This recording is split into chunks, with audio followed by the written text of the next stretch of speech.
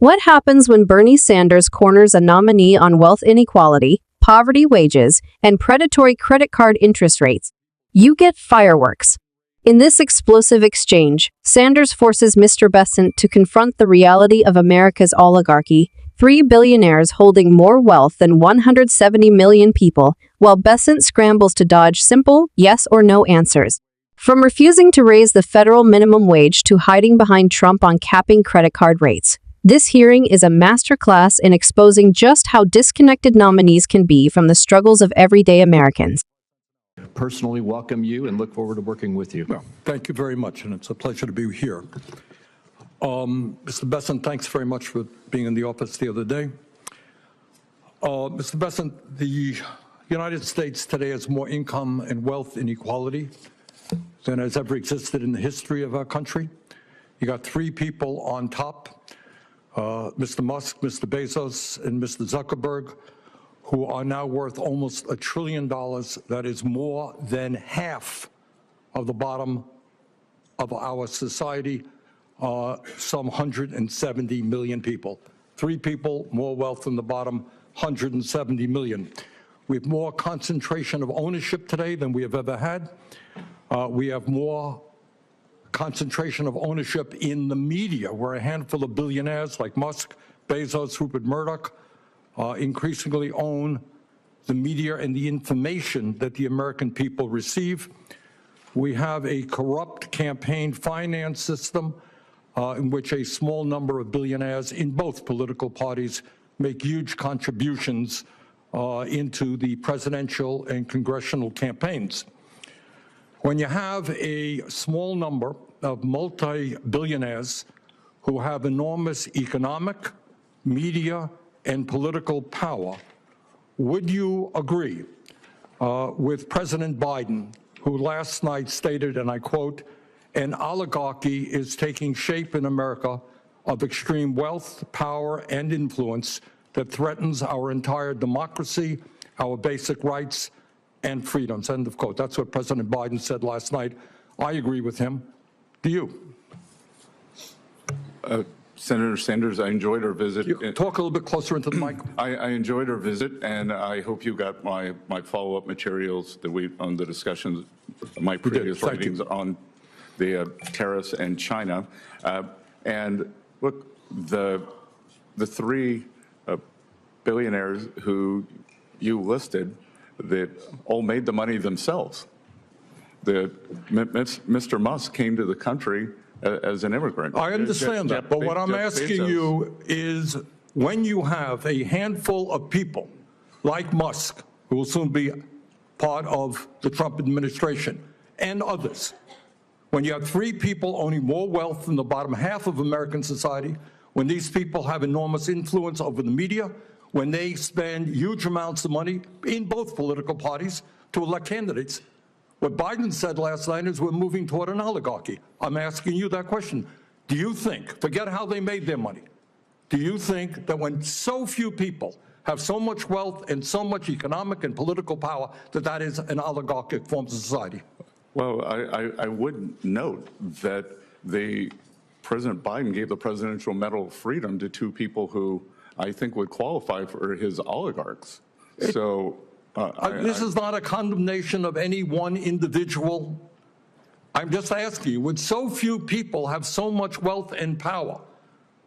But do you think that that is an oligarchic form of society? Senator, I think it depends on the ability to move up and down the income. No, that's not really the answer. I mean, even if you had that mobility, no matter who those individuals might be. All right, but let me ask you another question. Right now in America, we have over 22 million workers who are making less than $15 an hour, and nearly 40 million people in our country earning less than $17 an hour. Shamefully, the federal minimum wage, despite the efforts of myself and other people here, have not been raised since 2009 and remains an unbelievable $7.25 an hour. Will you work with those of us who want to raise the federal minimum wage to a living wage to take millions of Americans out of poverty? Senator, I believe that the minimum wage is more of a statewide and regional issue. So you don't think we should change the federal minimum wage of $7.25 an hour? No, sir. Okay.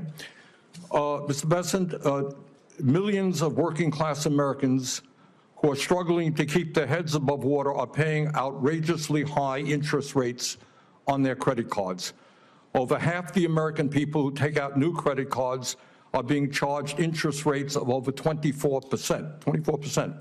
During his campaign, President-elect Trump promised that he was going to cap credit card interest rates at 10%. I happen to think that that is a very good idea, and I will soon be introducing legislation to do just that. Will you, as if you are confirmed, be supportive of what President-elect Trump said and what I want to see happen, and that is to cap credit card interest rates at 10%? Senator, I think we can both agree that many credit card companies have been bad actors throughout history, and I will get back to you once. Now, very simple question. Trump said he wants to cap credit card interest rates at 10%. I agree with him. Will you be supportive of what Trump and I would like to do? When President Trump takes office, and if I am confirmed, I will follow what President Trump wants to do. Okay. Thank you very much, Mr. Chairman. Thank you very much. Next is Senator Smith. Let's break this down. Senator Sanders begins by painting a stark picture. 3 billionaires, Musk, Bezos, and Zuckerberg, control nearly $1 trillion in combined wealth. That's more than the bottom 170 million Americans put together. Sanders ties this to a broader theme: concentration of power. Billionaires not only hoard wealth, they own massive media outlets, shape political campaigns with their donations, and increasingly tilt the playing field of American democracy. Then comes the hammer. Sanders quotes President Biden directly, saying, "An oligarchy is taking shape in America of extreme wealth, power, and influence that threatens our democracy." Sanders asks a simple question: do you agree? And here's where Bessent falters. Instead of addressing the core issue, he deflects. He points out that Biden once gave medals of freedom to wealthy people, and then shifts to vague language about income mobility. But notice what he doesn't do. He doesn't say whether this concentration of wealth is a threat to democracy. That's the crux, and he sidesteps it. Sanders, not satisfied, presses on. He pivots to the minimum wage. Right now, over 22 million workers earn less than $15 an hour, and nearly 40 million earn less than $17. The federal minimum wage has been frozen at $7.25 since 2009, 16 years without an increase. Sanders asks, will you work with us to raise the federal minimum wage to a living wage? Bessent's answer, no. He calls it a state and regional issue. Translation, keep it low and don't touch the federal rate. This is critical, because leaving it to the states means millions will remain trapped in poverty wages, even while costs of living skyrocket nationwide. And then comes the final blow: credit cards. Sanders points out that over half of Americans taking out new credit cards are getting saddled with interest rates above 24%. That's loan shark territory. He reminds Bessent that Trump himself, during his campaign, promised to cap rates at 10%. Sanders asks, do you support it? What happens? Bessent stalls. He says, yes, credit card companies have been bad actors, but avoids the commitment. Finally, after Sanders corners him again, he says he'll follow what President Trump wants to do. In other words, no independent position, no firm stance, just urns. So what do we see here? Sanders lays out the defining issues of economic justice, oligarchy, poverty wages, and predatory finance. Bessent, on the other hand, dodges, deflects, and ultimately refuses to break from Trump's line. The bigger takeaway is this: these hearings aren't just about nominees, they're about revealing the philosophical clash at the heart of American politics. Sanders is sounding the alarm that democracy itself is under threat from oligarchy, while nominees like Bessent seem content to look the other way. This exchange should raise alarm bells for anyone who cares about economic fairness.